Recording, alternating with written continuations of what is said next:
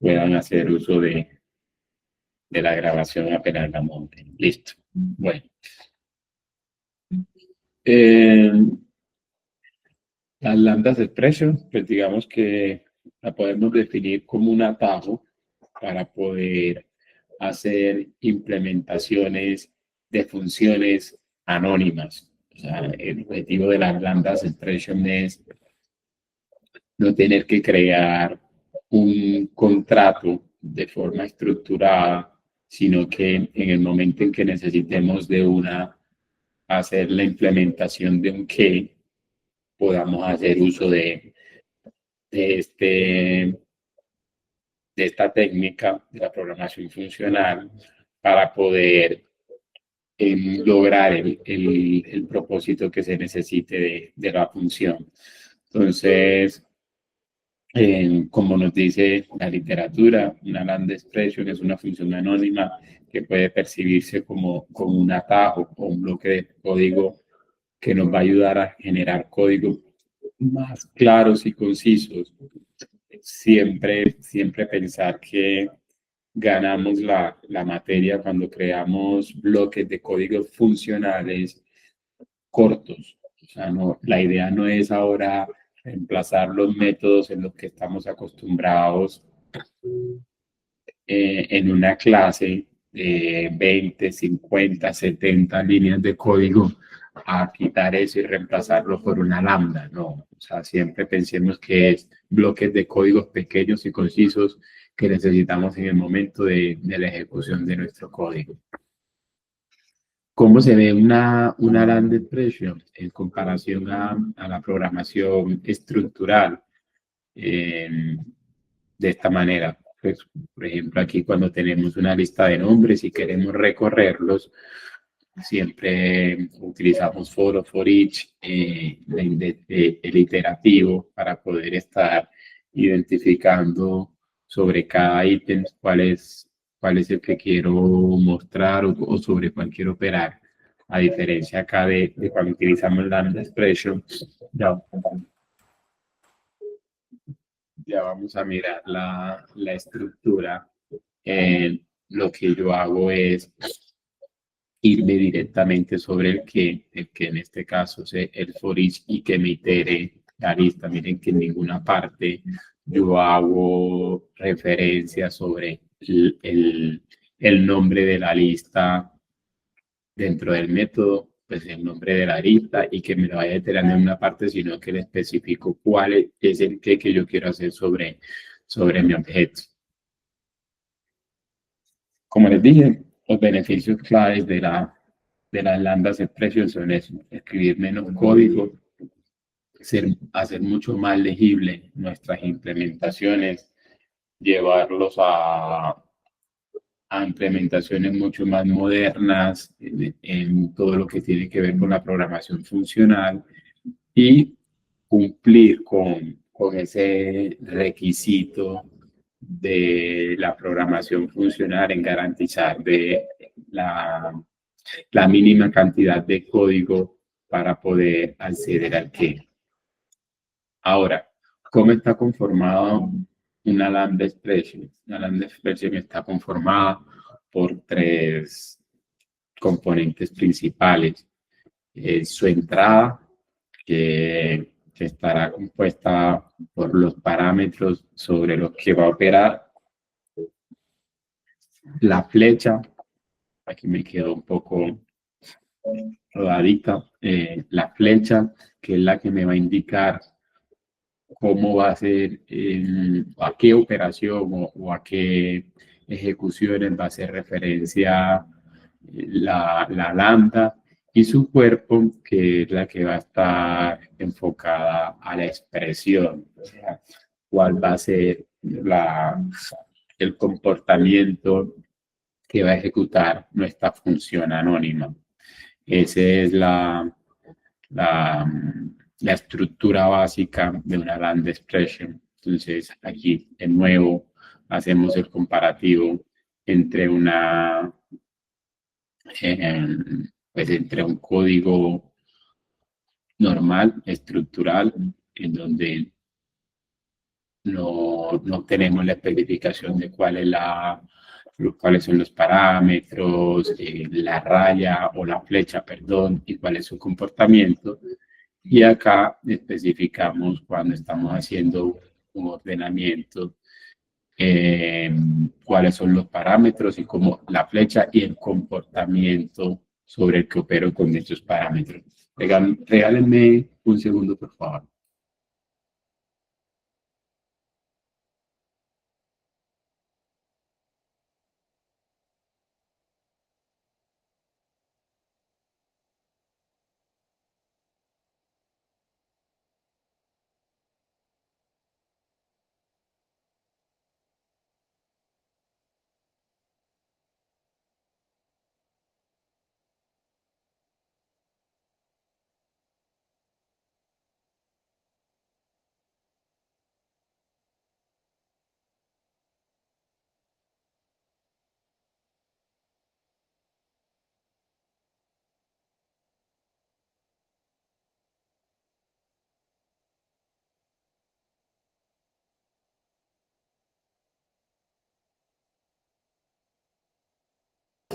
Hasta aquí dudas. Ya lo No, profe. No, tenían bases. Pues, profe, por mi parte, yo quería preguntar si, digamos, esas funciones lambda son como similares o son las mismas funciones flecha que antes se nombraba. Pues por lo que veo es más o menos como parecido. La verdad, yo nunca había escuchado el concepto de funciones flechas. Siempre dentro de lo funcional había escuchado o había tenido presente era el concepto de funciones anónimas, que son precisamente que no cumplen como un llamado específico bajo que pertenezcan a una clase como tal, como un método, por decirlo así, sino que son bloques de código que están ejecutándose que se ejecutan durante el hilo principal o quien se lo llame en el momento, pues digamos que un hilo principal puede estar contenido también dentro de un método, pero no hace referencia como dentro de una firma de un método. Siempre se han tenido el concepto es más de funciones anónimas, más que funciones flechas. Yo creo que ese de flechas en es JavaScript, que, ¿no? Pero sí es similar. sí, porque funciones flecha creo que se maneja más que todo el término es en JavaScript, ¿no? En JavaScript. Sí, pero sí es similar. Ok, listo. En Java, función flecha y lambda es una manera pues más coloquial de decirlo, función flecha, pero en sí hace referencia a la función lambda, es lo mismo. Listo, súper, muy bien. Ahora, ¿cómo llevamos más esta teoría de cómo está compuesta una función lambda y cuáles son sus diversos comportamientos? Comportamientos no, qué pena con ustedes, es la sintaxis dependiendo de cómo la necesitemos. Existen 4 formas específicas de escribir una expresión lambda y es la sin parámetro, no necesitamos paréntesis y de una nos enfocamos al propósito de la lambda. Entonces miren que en este caso un runable que está vacío, solamente lo que quiero hacer sobre eso es la ejecución o la impresión de un mensaje. Cuando tenemos un parámetro, en este caso, miren que acá no es necesario, es opcional. Cuando trabajamos con un parámetro, el uso de los paréntesis, la flecha para indicar que luego de los paréntesis ya viene su comportamiento específico, lo que yo quiero hacer. Recuerden, el consumer lo que nos hace es una función que no retorna una interfaz function que no retorna ningún valor, o sea, es un void. Ya cuando tenemos más de dos paréntesis, más de dos parámetros, perdón, ya se vuelve obligatorio el uso de los paréntesis para poder tener como la separación del mismo. Por ejemplo, en este caso, un operador como bifunction que quiero retornarlo como función, aquí voy a encapsular todo este comportamiento en una función.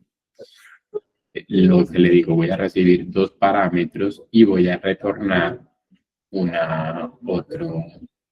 otro parámetro del mismo tipo como entero. Entonces aquí los parámetros y sus resultados para que lo recordemos. En este caso es como si fuera una dupla.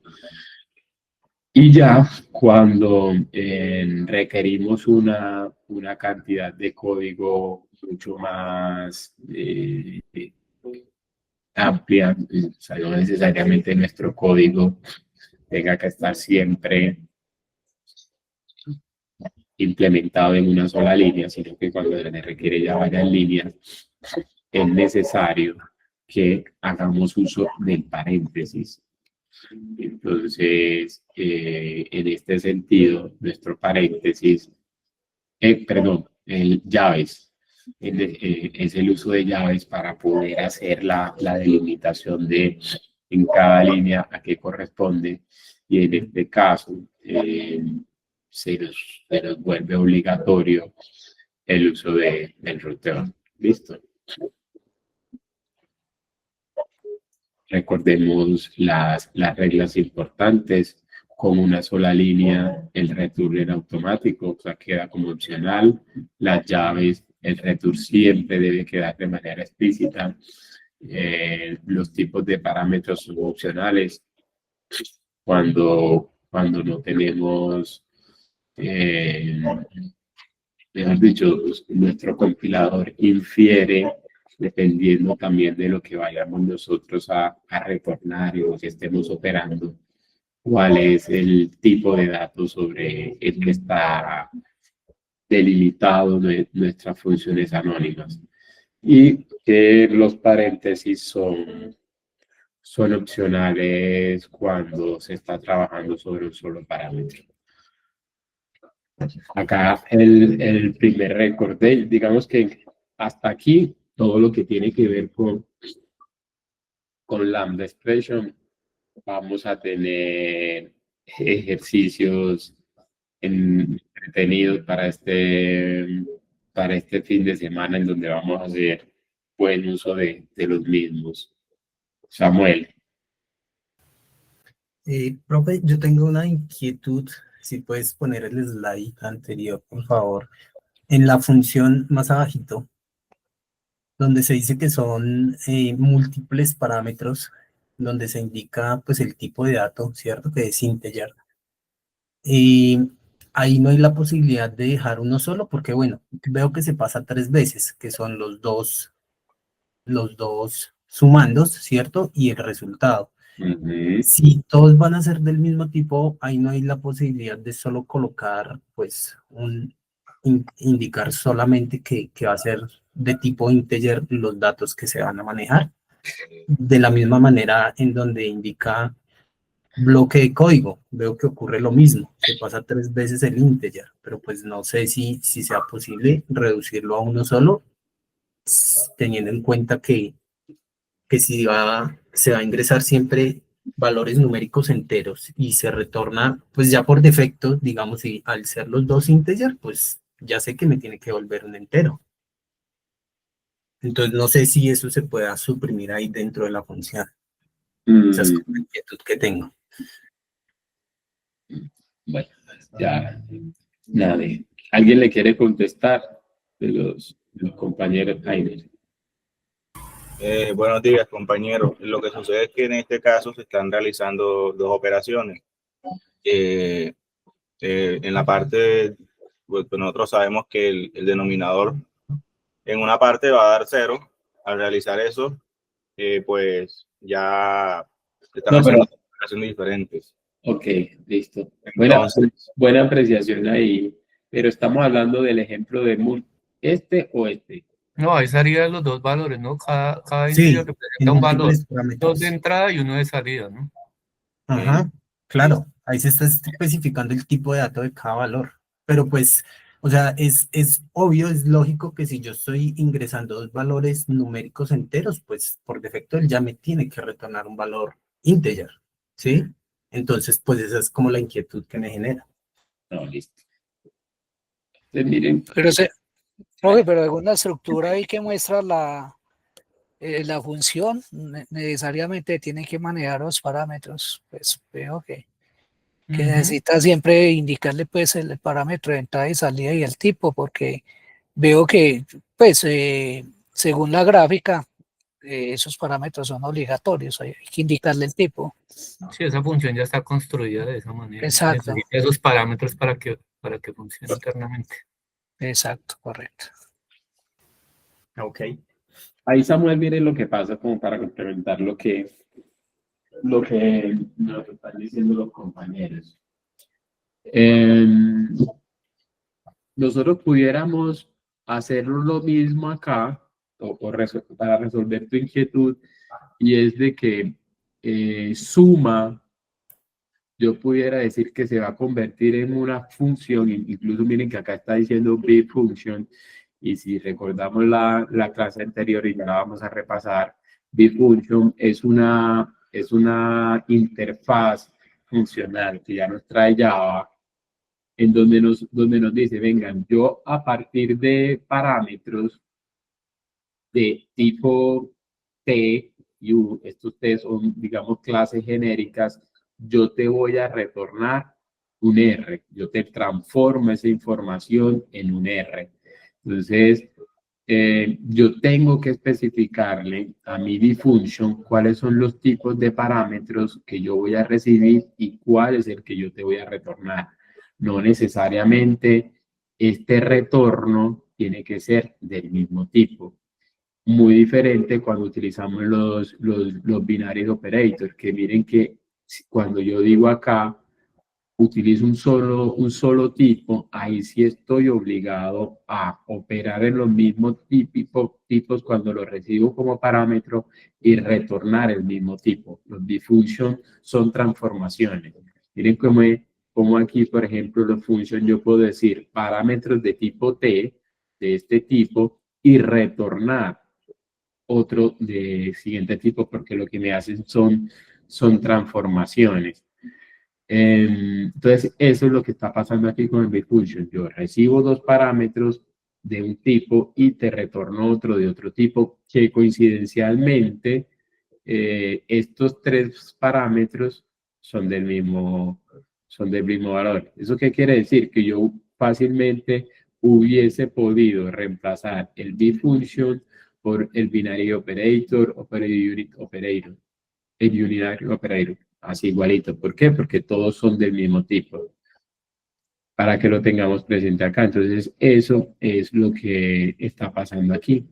Y digamos que independiente lo que se encuentra de aquí a la izquierda, aquí lo que estamos explicando es cómo está compuesto nuestra función. O sea, digamos que llamémoslo aquí como la función anónima. Nuestra función anónima es los parámetros, tal cual como nos lo dice la estructura básica. O sea, aquí están las entradas.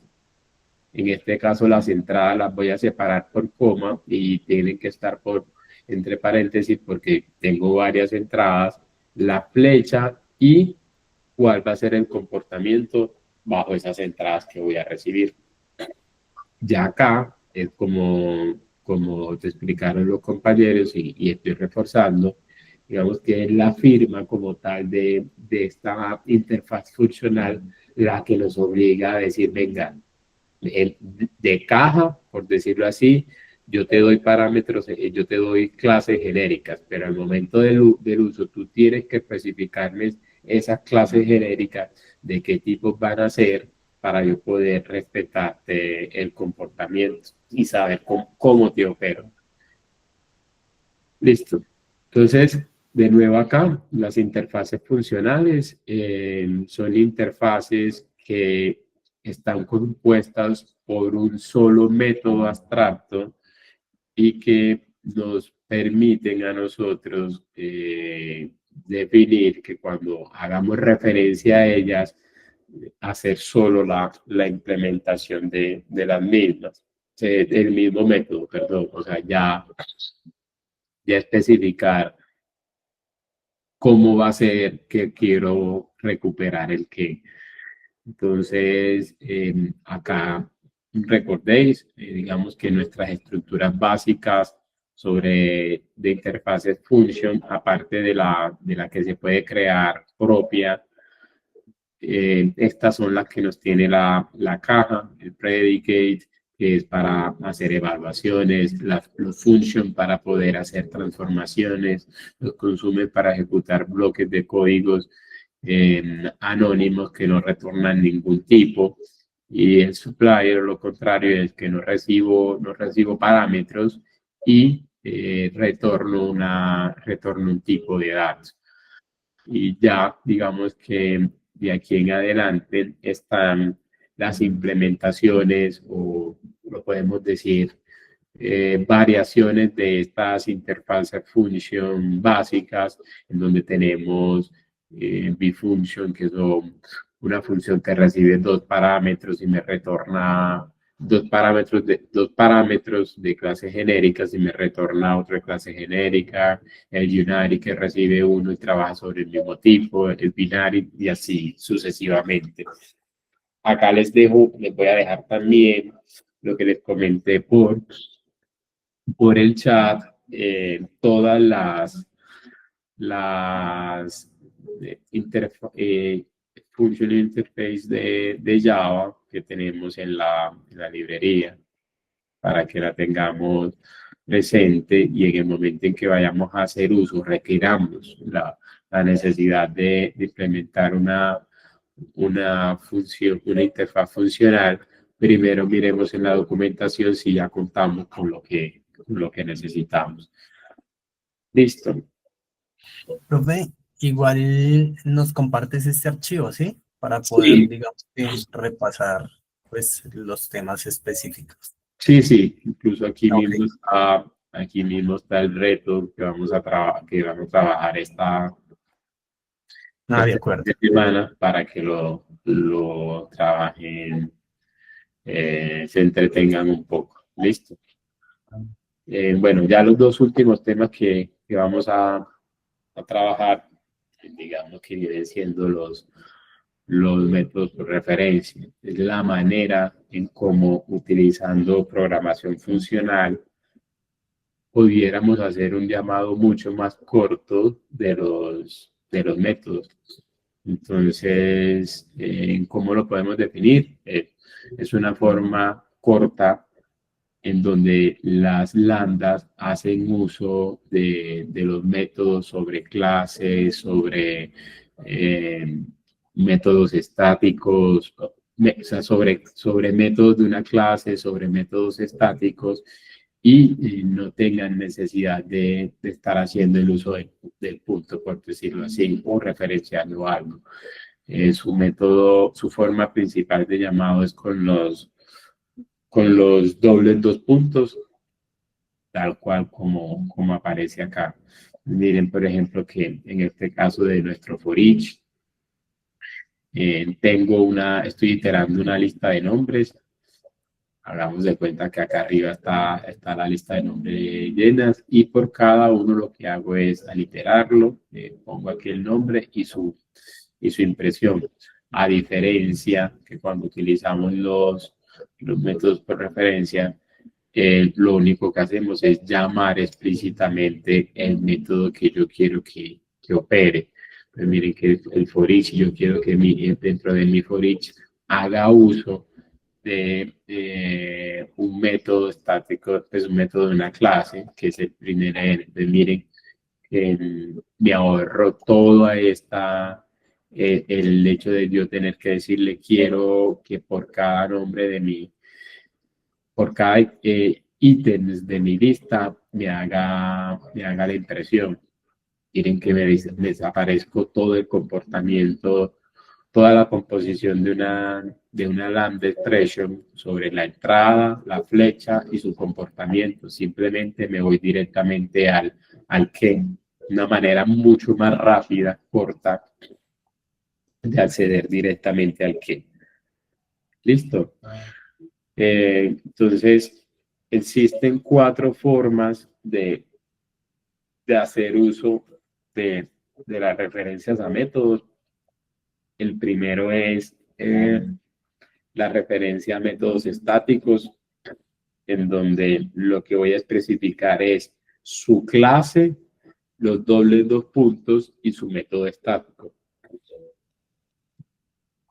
Por ejemplo, cuando estamos haciendo un parseo de una cadena de caracteres a un string, miren que acá utilizando lambda expression, primero tengo mi lista de números, los transforma a un string para poder hacer una iteración y hacer uso también de los métodos propios funcionales que ya metí en string. Hago la transformación, entonces hagan de cuenta que map es como si fuera una función, al final es un interfaz, un método abstracto funcional. Entonces, ¿qué es lo que me hace? A partir de un string me hace una transformación a lo que yo quiero. Eso es lo que le estoy especificando. Y que me retorne todo ese resultado, toda esta transformación en una lista. ¿Cómo se haría como una referencia en método estático? Miren que acá no tengo la necesidad de especificarle cada ítem de la lista, sino que directamente me voy sobre su método estático de la clase integer. Y el resultado es el mismo. O sea, voy directamente a esto. Voy directamente a esto. Esto es lo que estamos viendo acá. Referencias a métodos sobre un objeto en particular. Es muy similar al anterior, solo que le especifico sobre cuál es el objeto que estoy instanciando. Pues miren que yo antes de utilizar el system.out o el sysout, pudiera yo crear primero un objeto de printer y especificarle qué es lo que yo quiero hacer. Acá es sobre una consola. Miren que acá en el llamado, cuando estoy haciendo una impresión, lo mismo. Itero sobre cada ítem de mi lista y me voy sobre el objeto que yo voy a hacer la impresión. Entonces estoy utilizando el write y hago la impresión. Acá sería muy similar a lo que estamos haciendo aquí, a diferencia de que no estoy haciendo el llamado de la clase, sino que lo que estoy haciendo aquí es el objeto que ya tengo creado y el método que yo quiero utilizar, que viene siendo el primer y listo. La referencia a métodos de una instancia, como la transformación de minúsculas a mayúsculas, por decirlo así, se utiliza, como dicen, es lo más común cuando estamos trabajando la paralelización de datos a través de string, y es un hermanito del anterior. Entonces miren que en este caso, cuando estoy haciendo la transformación de un string entre minúscula a mayúscula, lo que hago es irme directamente al tipo de dato, en este caso nativo, y al método en específico sobre el que me da el qué. Y por último, está cuando nosotros necesitamos crear instancias nuevas sobre una clase, hacer el llamado del constructor, y él internamente ya, dependiendo de los constructores que tenga definido dicha clase, para el uso adecuado del que necesito. Entonces miren que acá, por ejemplo, estoy haciendo una instancia nueva de un usuario a partir de sus nombres, ¿cierto? Y así se haría con Lambda Expression, el parámetro, la flecha, y especificando directamente qué quiero, es crear una nueva instancia, new usuario a partir de nombre. Cuando lo hago con un método de referencia, lo que me voy es directamente a su método. Entonces lo que quiero hacer es, en este caso, mi constructor, llamémoslo como si fuera un método, pero lo que me va a retornar es una instancia de la clase a la que le estoy especificando, o sea, directamente su qué. Entonces, es una manera mucho más abreviada, por decirlo así, de crear bloques de código funcionales, porque me estoy saltando el comportamiento o la composición de una Lambda Expression en donde yo digo sus parámetros, la fecha y el qué y el cómo, perdón, sino que me estoy yendo directamente al resultado, que en este caso es lo que se encuentra a la derecha de la flecha. Listo. Funciones de orden superior. Este es un tema chévere, interesante. Aquí vamos a terminar de explicar el pilar, el último pilar que nos faltaba de la programación funcional, y es ya el trabajo sobre las funciones. Entonces, ¿a qué nos referimos con funciones de orden superior? Es la manera en la que ya nosotros queremos que las funciones entre ellas mismas operen.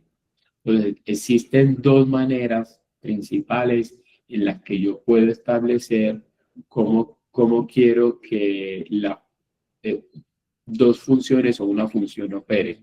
Y es, yo puedo hacer que una función reciba como parámetro a otra función e internamente solamente hacer el uso de, o sea, digamos que abstraerme de su comportamiento. Y el otro es cuando yo quiero como función retornar como resultado una función. Esas son las dos principales maneras de utilizar funciones de orden superior. Una función que recibe como parámetro la función y digamos que así estaría compuesto mi comportamiento. Y la otra es cuando yo solamente quiero retornar una función como resultado final. Y el que me llame a mí será el encargado de terminar de completar el comportamiento. Listo. Aquí digamos que hay una analogía en la que puse el por qué en la programación funcional es necesario el uso de las funciones de orden superior, y es de que cuando trabajamos en programación estructural es muy común que un bloque de código o un método, por decirlo así, de una clase ya específica haga todo. Entonces es como dijéramos una máquina que solo hace galletas de chocolate y esa es su función. La máquina solamente hace eso, no sirve para más. Pero si yo quisiera tener una máquina que al final de cuentas haga galletas de chocolate, pero yo quisiera que esas galletas de chocolate fueran diferentes a su forma, entonces yo pudiera a esa máquina mandarle, por ejemplo, como función un molde, y al final de cuentas el resultado sigue siendo el mismo, unas galletas de chocolate, pero ya bajo moldes diferentes. Digamos que esa es una analogía muy, muy chévere en la que yo acostumbro a explicar el tema de las funciones de orden superior. Es cómo simular mediante bloques anónimos el polimorfismo de un método. ¿Listo? En donde dependiendo de quién me llama, quién entra a mí como parámetro, yo puedo comportarme de una manera distinta o incluso yo también hacer que otros se comporten distinto cuando yo retorno un comportamiento abstracto. Aquí hay un ejemplo que les traigo de cómo serían las funciones de orden superior cuando reciben una función como parámetro. Aquí tenemos una lista de productos y mi función, en este caso, mi bloque anónimo, en este caso, va a recibir la lista como parámetro y va a retornar una función que a partir de una entrada double, él me va a retornar otro double. O sea, el parámetro es double desde entrada y voy a retornar también otro double en donde voy a hacer un comportamiento. Entonces, aquí, ¿qué hago? Un for each, en donde por cada parámetro lo que hago es hacerle un apply, hago el uso del apply que internamente ya tiene function, para especificarle que haga el comportamiento que tenga definido. ¿Cuál comportamiento? No tengo ni idea. En este momento no nos interesa saber cuál es el comportamiento. Solamente sé que cuando llamamos el apply, quien defina cómo quiero que haga esta función, quien defina cómo quiere que se comporte esa función, esto es lo que le voy a aplicar yo cuando me llame, aplicar descuento. Ahora, ¿cómo hacemos uso de eso? Miren, por ejemplo, tengo mi lista de productos acá y aquí le especifico cuál es la función que yo quiero mandarle como parámetro. Entonces, recuerden la función de parámetro, en este caso es el precio del producto. Esto es lo que está aquí, el precio del producto y cuál es su retorno, cuál es su comportamiento. El comportamiento, ¿cuál va a ser? A mi precio, apliquémosle un descuento del 10%. O sea, solamente quiero cobrar el 90%, perdón. Entonces, eso es lo que yo quiero hacer. Y eso es esto es lo que me va a retornar. Si yo se lo aplicara sobre mi lista de productos, cuando yo imprimiera de nuevo esta lista, ya los precios me van a variar porque cada uno va a estar multiplicado por ese factor. Listo, le hice una reducción.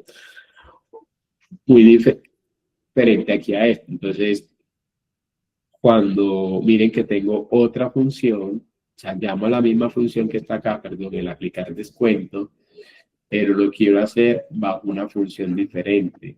Sigue siendo mi lista de productos porque aquí especifique que debería recibir una lista de productos y mi función va a ser al precio que ya viene, réstele 10 pesos más.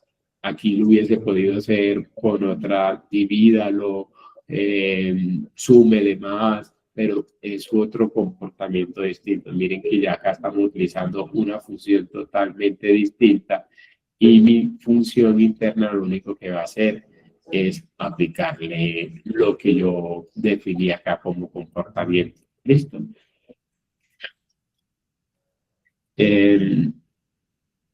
Las funciones, ahora, ¿cuándo sería cuando retorno una función?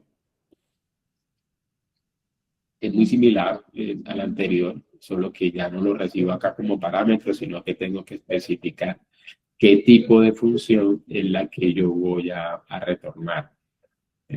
Tengo mis parámetros como con la que recibe la función y mi función, perdón, y retorno una función. Acá no estoy haciendo ningún comportamiento, sino que le estoy definiendo que mi función es así, mi función es anónima. Recibe un parámetro, la flecha, y recibe su su comportamiento. El qué. Eso es lo que hace. Mire, que número por factor. No sé qué es factor. Listo. Acá cuando estoy haciendo el llamado, bueno, mi función, el crear multiplicador, yo quiero que sea el factor 2. Entonces, cuando lo llamo acá dentro del apply, sobre la misma lista de la que estábamos operando, cada uno me va a multiplicar por el valor que yo estoy diciendo. Lo llamo con 10 y si había definido que era duplicar, lo va a multiplicar por 2. Si lo llamo con este mismo aplicar IVA, que viene siendo otra función de transformación, con un parámetro diferente, lo único que va a hacer es aumentarle el valor por ese porcentaje. Pero miren que acá lo que estoy definiendo es otra función para poder decirle cómo le anexo más su comportamiento. Mientras que acá uso la función, acá lo que le estoy diciendo es le anexo más su comportamiento, está por fuera de la función y ya lo hago es por fuera en el momento en que estoy haciendo el llamado. Listo. Deben 2 minuticos y ya voy a retorno acá.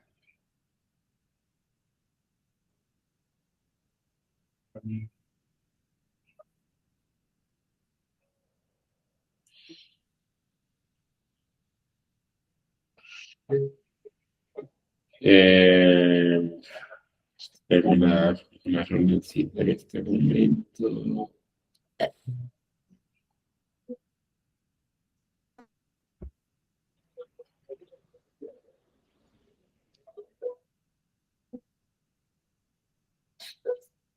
Listo. Listo, muchachos. Digamos que hasta aquí el tema de los pilares fundamentales de la programación funcional. Ya vimos funciones anónimas, vimos lambda expression, vimos cuáles son las características que componen el paradigma de programación funcional. Vimos qué es el tratamiento de interfaz de funciones, cómo se trabaja, cómo puedo interactuar entre funciones, ya sea que entre ellas mismas se puedan recibir como parámetros y otras que se puedan retornar como parámetro una función. Ahora, ¿cuál es el reto? Es en el transcurso de la mañana yo les voy a estar enviando este documento por el grupo. Los que no estén en el grupo, traten de conversar con compañeros acá para que le ayuden con ingresándolos al grupo. Y el lunes nos vamos a enfocar a hacer revisión de estos 10 ejercicios que se encuentran en este momento. Están buenos, están chéveres, tienen el tiempo suficiente, pues a diferencia de antes de ayer que prácticamente los cogía quemarropa de un día para otro. Tienen prácticamente todo el fin de semana.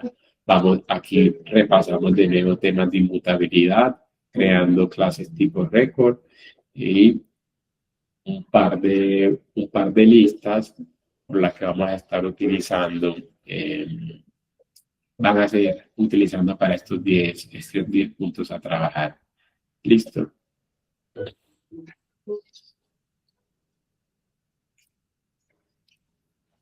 Listo, muchachos.